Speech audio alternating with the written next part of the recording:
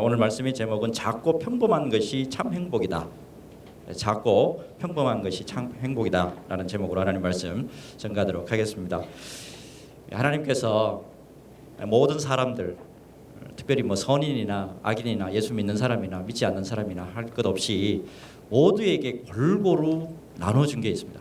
그게 뭐냐면 시간이라는 거예요. 다른 말로 하면 time, 또 다른 말로 하면 때, 이걸 골고루 다 나눠주셨어요. 누구에게나 똑같이 하루는 24시간이고요. 분으로 말하면 1440분이고 초로 하니까 86,400초. 똑같습니다. 누구나 잘 산다고 해서 또 잘생겼다고 해서 심히 아름답다고 해도 이게 똑같이 24시간밖에 없어요. 똑같습니다. 이건 누구나. 근데 질문 하나 드려보겠습니다. 여러분, 이 시간, 이 때라는 것은 언제 만들어졌을까요? 창세기 1장 1절을 보니까 태초에 하나님이 천지를 창조하시니라부터 시작을 하고 이렇게 말씀이 쭉 나와요. 하나님이 이러시되 빛이 있으라 하시니 빛이 있었고 빛이 하나님이 보시기에 좋았더라. 하나님이 빛과 어둠을 나누사 하나님이 빛을 낮이라 부르시고 어둠을 밤이라 부르시니라. 저녁이 되고 아침이 되니 이는 첫째 날이니라. 저녁이 되고 아침이 되니 이는 첫째 날이라. 아무래도 시간이라는 것, 때라는 것, 요거는 아무래도 첫째 날이 아니겠느냐, 이렇게 추론이 될 수가 있습니다. 그런데요, 이 시간이라는 걸 가만히 한번 생각해 보면 여러분, 앞으로만 갑니다. 직선으로 가요. 이렇게 좀 꾸정하게 가거나 휘어가거나 돌아가는 법이 없어요. 그리고 여러분, 기다려주느냐? 안 기다려줍니다. 절대로 안 기다려줍니다. 또 있습니다. 누가 감히 잡거나 막을 수 있느냐? 잡거나 막을 수가 없어요. 자, 그래서 이 시간이라는 것이 얼마나 하나님께서 만드신 것 중에 신비한 거냐, 이걸 우리가 생각할 수가 있어요. 여러분, 시간이 째깍 이렇게 갈 때 이거 언제부터 째깍 갔을까요? 이거 알 수 있는 건 하나님밖에 없어요. 그러면 언제 째깍 하는 게 서버릴까요? 이것도 몰라요. 이게 시간이라는 게 굉장히, 그래서 신이라고 하는 무한대, 우리가 상상할 수 없는 분이 이 시간과 때를 만들었다는 것, 이거 하나만 봐도 하나님은 존재한다는 것을 알 수가 있어요. 그런데 여러분, 신비한 것은 이 시간과 때 속에 하나님이 엄청난 신비한 것을 많이 숨겨놨어요. 이 시간과 때 속에 엄청난 것을 많이 심어놨는데 그 중에 오늘 하나를 좀 우리가 좀 나누고자 하는데, 그건 뭐냐면 작고 평범한 속에 참 행복이 있다라고 하는 진리의 말씀입니다. 작고 평범한 속에 참 행복이 있다. 자, 오늘 본문을 보면 인생을 살면서 겪을 수 있는 거의 모든 시간, 때를 말씀하고 있는데 1절과 2절의 말씀을 보니까요, 1절하고 2절, 이제부터는 성경을 보셔야 됩니다. 자, 범사에 기한이 있고 천하만사가 다 때가 있나니 날 때가 있고 죽을 때가 있으며 심을 때가 있고 심은 것을 뽑을 때가 있으며, 이렇게 했습니다. 2절의 말씀을 보니까 날 때가 있고 죽을 때가 있으며 이랬습니다. 여러분, 날 때, 자, 자녀분들 대부분 이제 나와보셨는데 자녀 태어날 때 기억나십니까? 탯줄을 자르실 때 혹시 그 느낌을 아시나요? 생각보다 질깁니다, 탯줄을. 자, 여러분, 어떤 분은 얼마나 걱정이 되는지 아기가 태어나자마자 손가락하고 발가락하고 제대로 붙어있나 그것부터 먼저 보시는 분이 계세요. 그죠? 근데 생명이 태어날 때 얼마나 참 기뻐요. 얼마나 또 신비합니까? 또 얼마나 또 행복합니까? 그래서 사실은 아기 낳는 게 여자에게는 고통이지만 그것도 잊어버리고 또 낳잖아요. 왜요? 또 기쁘고 또 행복하고 또 하나님께서 은혜 주신다라고 생각하니까 또 나아요. 자, 그 다음으로 보니까 또 반대말이 나오죠. 죽을 때가 있으며. 어느 그 기도원 원장님 이야기인데 돌아가실 때 이렇게 아들에게 그렇게 이야기를 했대요. 원장 아들이 자기가 직접 간증집을 썼는데 거기 읽어보니까 이래요. 어머니가 돌아가시기 직전에 환상을 보시는데 위에서 얘야 황금마차가 내려오네. 나를 데리고 가려고 그런다. 얘야 예수 잘 믿고 천국에서 너랑 나랑 만나자. 내가 간다. 평화롭게 가시더라는 거예요. 죽을 때가 있고, 예, 우리가 또 태어날 때가 있습니다. 때 두 가지를 받고 3절을 보니까 이번에는 또 반대로 죽일 때가 있고 이렇게 나오죠. 죽일 때가 있고 치료할 때가 있으며 헐 때가 있고 세울 때가 있으며, 이 죽일 때를 이 경상도 지방에서 조금 더 남쪽에 내려가면 요 발음을 좀 진짜 이상하게 하시더라고요. 찌길 때가 있으면 이렇게 하시더라고요. 자, 죽일 때가 있고 치료할 때가 있고 헐 때가 있고 세울 때가 있으며, 이제는 뭐 다른 교회에 가셨습니다만은 우리 부목사님 가운데 한 분이 아버님이 개척교회를 하시다가 위암으로 돌아가신 분이 한 분 계세요. 자, 어떻게 보면 아버지가 개척교회 하시다가 돌아가셨기 때문에 여기 보면 말씀대로 하나님이 죽이는 것 같고 하나님이 헐어버린 것 같은데 그게 아니더라고요. 그러니까 아버님이 먼저 희생하고 또 아버님이 먼저 기도해 놓으니까 그 아들이 다른 사람들을 치료시키는 데 쓰임 받고 다른 사람들을 세우는 데 쓰임을 받더라는 거예요. 그래서 뭐냐면 공짜가 없다. 하나님의 은혜는 공짜가 없습니다. 여러분, 이걸 꼭 기억하시기 바랍니다. 여러분, 분명히 그래서 하나님은 소망의 하나님이십니다. 이 소망의 하나님을 붙들고 사는 저와 여러분 되시길 바랍니다. 4절을 보니까 울 때가 있고 웃을 때가 있으며 슬퍼할 때가 있고 춤출 때가 있으며 그랬습니다. 오르막이 있으면 내리막도 있습니다, 여러분. 자, 계속해서 5절의 말씀 보니까, 자, 5절 우리 같이 읽겠습니다. 시작. 돌을 던져버릴 때가 있고 돌을 거둘 때가 있으며 안을 때가 있고 안는 일을 멀리할 때가 있으며, 거기 보니까 특이한 말씀이 나는데 안을 때가 있고 안는 일을 멀리할 때가 있으며, 여러분, 신혼 때하고 결혼 11년 차하고 분명한 차이가 있습니다. 여러분, 신혼 때는 요즘같이 더워도 붙어 계십니다. 그런데 결혼 11년 차가 되시면 조금만 더워도 손으로 미는 게 아니고 발로 밀어내시다. 여기 보면 안을 때가 있고 안는 일을 멀리할 때가 있어요. 자, 6절하고 7절을 보니까 찾을 때가 있고 잃을 때가 있으며 지킬 때가 있고 버릴 때가 있으며, 7절에 찢을 때가 있고 꿰맬 때가 있으며 잠잠할 때가 있고 말할 때가 있으며 있습니다. 여러분, 찢을 때가 있고 꿰매어 주실 때가 있어요. 7절을 보니까. 그 다음에 잠잠할 때가 있고 말할 때가 있어요. 때가 되면 모든 사건의 진상들이 드러나게 돼 있습니다. 비록 당신은 답답한 심정 때문에 말을 못해가지고 병이 날 지경이에요. 분명히 성경은 사필 규정을 말합니다. 분명히 하나님이 올바르게 돌려놓게 되어 있습니다. 하나님 그렇기 때문에 인내하고 참을 줄도 아는 저와 여러분 되시기를 바랍니다. 자, 그래서 8절 넘어가면 8절 우리 같이 한번 읽겠습니다. 8절 시작. 사랑할 때가 있고 미워할 때가 있으며 전쟁할 때가 있고 평화할 때가 있느니라. 전쟁할 때가 있고 평화할 때가 있습니다. 세계 2차 세계대전이 어떻게 시작됐느냐. 자, 일본의 진주만 공격 때문에 그렇지 않습니까? 자, 그 당시에 미국의 대통령이 누구냐면 루즈벨트입니다. 미국의 대통령들이 여러 사람이 있지만 유일하게 하반신 장애 마비를 가지고 계시면서 휠체어를 타고 계시던 분이 루즈벨트 대통령이에요. 근데 굉장히 강했던 분입니다. 자, 공군참모총장이 이렇게 보고를 했습니다. 각하, 지금 대통령 각하께서 일본의 본토의 군수 공장을 폭격을 하라 그랬는데 그건 사실 불가능합니다. 왜 그러냐면 그 당시에 비행기 배기량으로 봤을 때는 일본을 폭격을 할 수는 있지만 폭격하고 돌아올 수 있는 연료 탱크의 양이 안 되기 때문에 오는 중에 불시착해서 죽을 수밖에 없습니다. 안 됩니다라고 하니까 이분이 어땠나 하면 휠체어 타고 있다가 휠체어를 팍 밀어냅니다. 그리고 스스로 일어나요. 그러면서 유명한 말이 있습니다. 내 앞에서 불가능하다고 말하지 마세요. 내 앞에서 안 된다고 하지 마세요. 비록 전쟁은 났지만 이 루즈벨트의 강력한 지도력에 의해서 평화가 찾아옵니다. 전쟁이 나지만 또 평화할 때가 와요. 여러분, 자, 그러면 이렇게 쭉 말씀을 읽다가 이것을 눈치를 채셔야 합니다. 자, 이렇게 때를 주신 분이 누구시냐 하는 거예요. 때를 주신 분이 누구냐. 11절의 말씀을 보세요.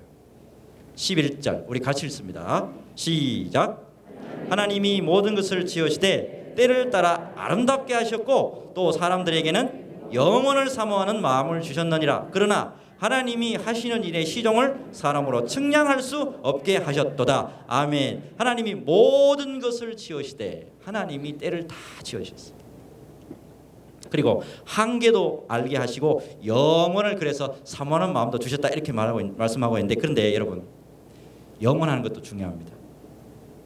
짧은 찰나에 100년도 못 살고 소천하고 돌아가시고 하는 거 봤을 때는 이게 영원한 게 참 우리가 부러워요. 근데 분명히 하나님이 뭐라고 말씀하시냐면 now and here, 지금 그리고 여기도 중요하다는 거예요. 왜 그랬냐면 now and here, 지금과 여기도 하나님께서 창조하시고 그 때를 하나님께서 만드셨기 때문에 더더욱 그렇습니다. 자, 그런 의미에서 13절의 말씀을 보니까, 자 13절 같이 읽습니다. 시작. 사람마다 먹고 마시는 것과 수고함으로 낙을 누리는 그것이 하나님의 선물인 줄로 또한 알았도다. 이제 정리를 해드리면 이래요. 사람이요, 먹을 수 있고 마실 수 있고 하는 일이 있어요. 일상에 작고 평범한 일을 이것만 만족하고 누릴 수만 있어도 이게 바로 하나님이 주신 은총이다라는 겁니다. 여러분 1980년대 후반에 한참 자동차 산업이 참 발전해 있었거든요. 현대차 자동차 안에 그 당시에 아마 30대 중반으로 이제 기억이 되는데, 이 자동차 이 거푸집 큰 거, 뭐 앞에 본네트도 만들고 앞에 이게 밤바도 만들고 하는 큰 기계가 있어요. 그걸 뭐라 그러냐면 프레스라는 기계가 있습니다. 이게 350톤 이상 되면 굉장히 위험합니다. 근데 이 350톤 이 프레스에 이 오른손 손이 이게 끼어가지고 잘려가지고 이 세 개가 이렇게 잘린 분이 계셨어요. 그 이 잘려 나가서 얼마나 아팠겠어요. 근데 더 좀 마음이 아픈 거는 뭐냐면 이 잘려 나가가지고 치료를 하고 다시 복직을 했는데 일자리를 안 주는 거예요. 왜요? 손가락이 없다고.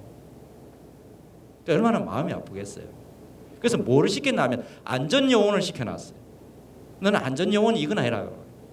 근데 사실은 이분이 손가락이 세 개가 없을 뿐이지 굉장히 기계에 굉장히 밝은 분이에요. 그러다가 현장 주임이 다시 위 사람에게 건의를 해가지고 다시 기계 거기에 복직을 해줬습니다. 그러니까 얼마나 이 사람이 기뻐하는지요. 해맑은 미소로 웃고 기뻐하는 거. 지금도 눈에 선한데 오늘 말씀 다시 보니까 사람마다 먹고 마시는 것과 수고함으로 낙을 누리는 그것이 하나님의 선물인 줄도 또한 알았도다. 여러분 근데요, 현대인으로 좀 돌아올게요.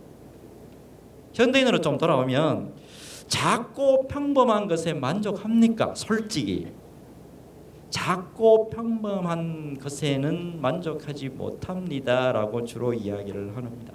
여러분 사람들이 좀 살만하면요, 사람이 좀 살만하면 먹고 마시고 일하는 것으로는 만족 못해요. 그래서 어떻게 하냐면 이제는 국내에서 먹고 마시는 일이 별로니까 이제는 원정을 갑니다. 외국으로 나가서 좀 더 자극적인 거 없을까? 좀 더 재밌는 게 없을까? 원정족들이 생기기 시작합니다. 그런데 오늘 성경 말씀을 보니까 뭐라고 말씀을 딱 단정하고 있냐면 먹고 마시고 일하는 작고 평범한 즐거움이 하나님의 선물이다 우리에게 말씀하고 있어요. 여러분 그 소천하시는 우리 옥하는 목사님, 우리 교회에 교계에 있어서 원로 중에 원로 아닙니까? 이분이 돌아가시기 전에 설교 말씀 중에 이런 설교 말씀을 하셨어요. 한번 들어보십시오. 이 세상을 행복하게 살기 원하십니까? 주변에 있는 작고 평범한 것들로부터 행복을 찾는 법을 개발해 나가시기 바랍니다. 만약 하나님이 인생의 진정한 행복을 큰 것에만 담아 놓으셨다고 생각해 보세요. 화려한 것에만 인생의 진정한 기쁨을 담아 놓으셨다고 생각해 보세요. 만약 그렇다면 크고 화려하지 못한 우리 대부분은 얼마나 비참한 인생이겠습니까? 그러나 하나님은 우리의 행복을 위해 그렇게 하지 않으셨습니다. 날마다 보고 듣고 만나는 작은 것들, 소소한 것들, 여기에 행복을 담아 두셨습니다. 그 작은 것들을 감사함으로 받아들이는 사람에겐 기쁨이 새록새록 솟아날 수밖에 없는 것입니다. 그런데요 여러분, 이 평범한 진리를 알면서도 모르는 척 하는 분이 많아요. 알면서도 모르는 척 하는 분이 많아요. 주님이 우리에게 하신 말씀이 항상 기뻐하고 범사에 감사하라 그래요. 범사가 all circumstance, 그러니까 모든 환경들 가운데, 어떤 일 가운데서도, 평범한 일 가운데서도, 일상의 모든 일 가운데서도 뭐해라? 감사해라. 이거 명령입니다.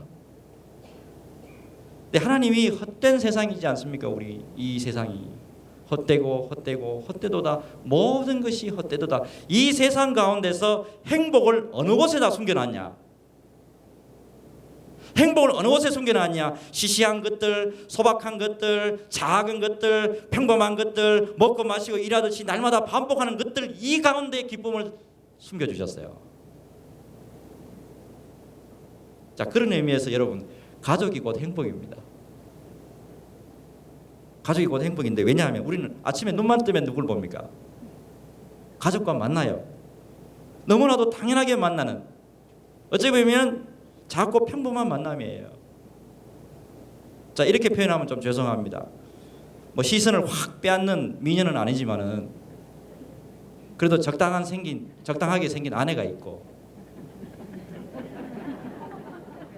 얼어붙는 듯한 미남은 아니지만 뭐 밉지 않을 정도로 막 생긴 남편이 있잖아요. 그리고 조금 아쉽지만 그래도 자식들이 있잖아요. 하나님이 주셨기 때문에 우리가 행복한 거예요. 누가 주신 게 아니에요. 하나님이 주셨다고 말해요. 여러분, 자식을 볼 때 감사하는 마음으로 보면 그래서 다 감사하고 다 기쁨이 돼요. 자, 이 말씀 한번 들어보세요. 어쩌면 가슴 아픈 이야기예요. 어느 어머니가 자기 친구를 찾아와서 이렇게 이야기하는 거예요. 아마 내 아들이 지금 살아있다 그러면은 네 딸 정도 됐을 거야.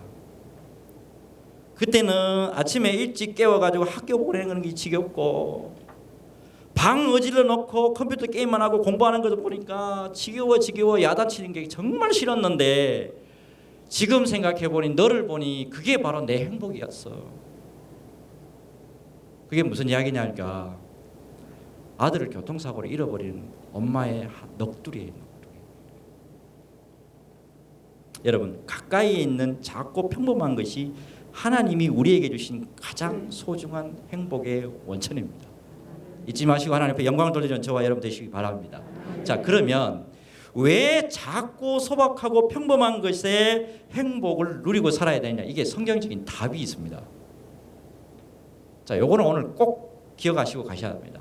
자, 전도서 3장 11절 세 가지가 나와요. 왜 작고 소박하고 평범한 것에 행복을 누리고 살아야 되냐? 첫째, 3장 11절 보니까 하나님이 모든 것을 지으시되 때를 따라 아름답게 하셨고 했습니다. 하나님이 모든 때를 지으시고 때를 따라 아름답게 하셨습니다. 청춘은 청춘의 때대로 아름답고요, 중년은 중년의 때대로 아름답고, 노년은 노년대로 아름답습니다. 그런데 중요한 게 있습니다.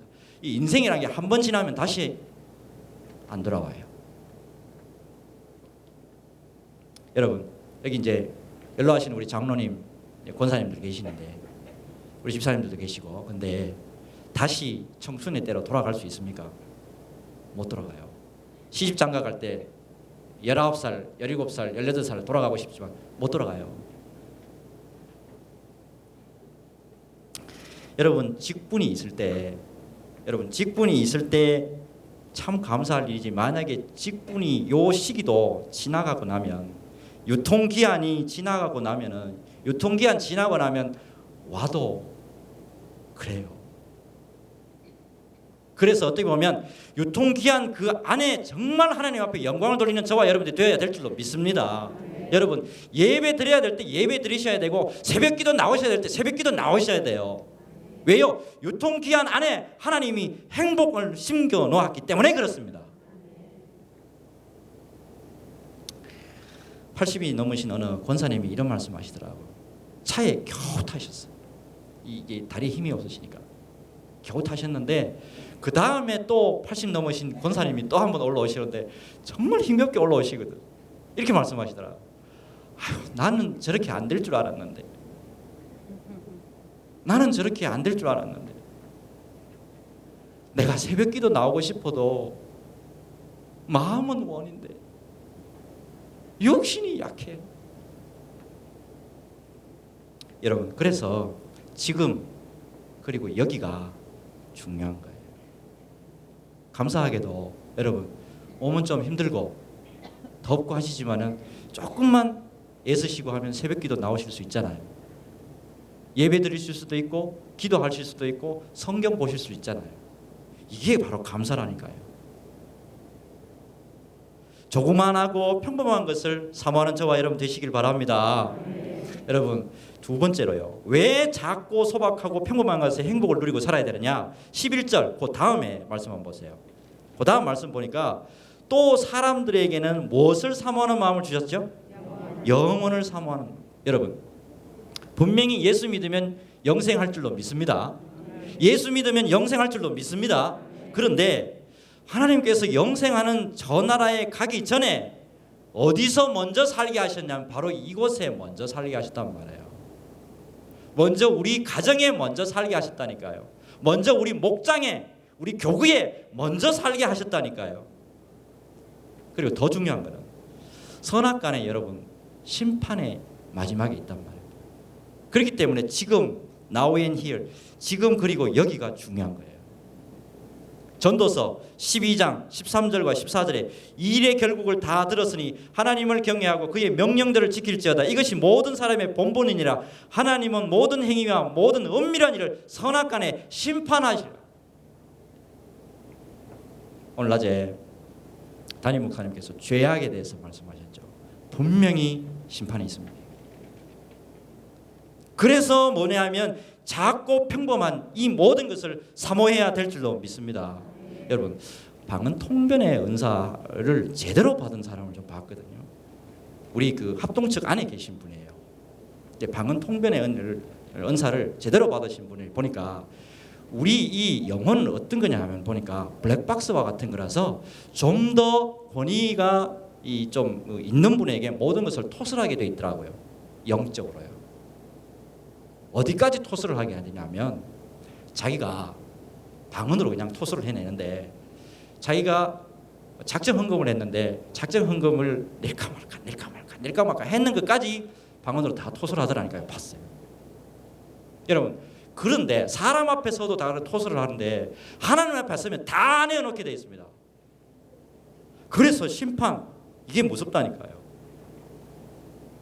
그렇기 때문에 지금 그리고 여기서 삶을 소중하게 그리고 행복하게 사셔야 합니다. 이게 하나님 앞에 영광을 드러내는 줄로 믿습니다. 이것을 기억하시고 자꾸 평범한 것에 감사하고 또 감사하는 저와 여러분 되시길 바랍니다. 자, 마지막으로 왜 작고 소박하고 평범한 것에 행복을 누리고 살아야 되느냐? 11절의 이제 마지막 부분에 말단 부분을 한번 보세요. 하나님이 하시는 일의 시종을 사람으로 측량할 수 없게 하셨도다. 여러분, 내일 일을 우리가 알아요, 몰라요?